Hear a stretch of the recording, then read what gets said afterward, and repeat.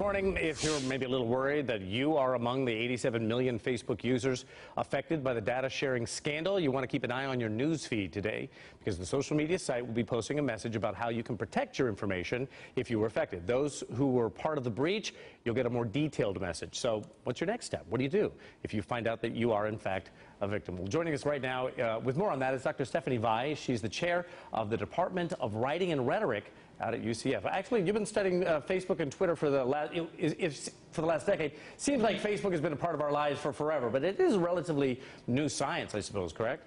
Absolutely, and it's ubiquitous today, but it's really only been around since 2003, 2004. So there's a lot of discovering how it works and how best to protect. They're saying that they're going to be changing their policies to protect their users, but in your experience in the last 10 years, are they very quick to make those kind of changes that can protect people's personal information? Well, the problem is they're generally quick, but it's a reactionary rather than a proactive stance. So instead of trying to protect people's privacy from the get-go, we're put in this constant position of worrying about our data after breaches, and that's problematic. Right, and the bad guys always seemingly are one step ahead of us, or of them. Mark Zuckerberg is going to be testifying this week. Do you have any idea what he might be saying?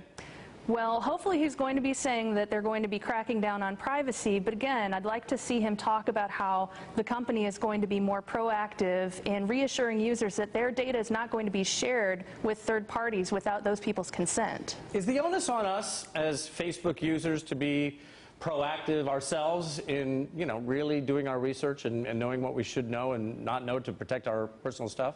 I guess I wouldn't say onus, but I do think that there's an educational aspect about this, that I do believe that if people were a bit more concerned about their privacy and about their data, our data is basically monetized. And so the more concerned you are, the more likely you are to do a Facebook privacy check or to think about any of your social media accounts and the data that's being collected on them. Stephanie, in this breach, should we be worried that the information that was taken could really compromise us, or was it used more to affect the outcome of the election?